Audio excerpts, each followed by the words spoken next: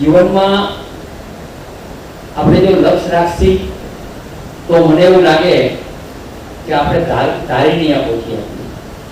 અમારું ડિપાર્ટમેન્ટ આ પહેલી વાર આ દેશના વડાપ્રધાન મોદી નરેન્દ્રભાઈ, અમિતભાઈ અને રાજ્યના મુખ્યમંત્રી ભાઈ શ્રી ભૂપેન્દ્ર હર્ષભાઈ પહેલી વાર સત્સૂત્ર આપ્યું.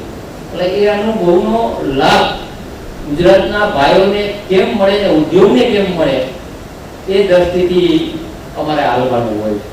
તાજવું લઈને બેઠા હોય તો તાજવામાં બે કોઈ હરખું હોય, આમ ઉદ્યોગને નુકસાન ન થાય, આમ જોબ કરતાને નુકસાન થાય.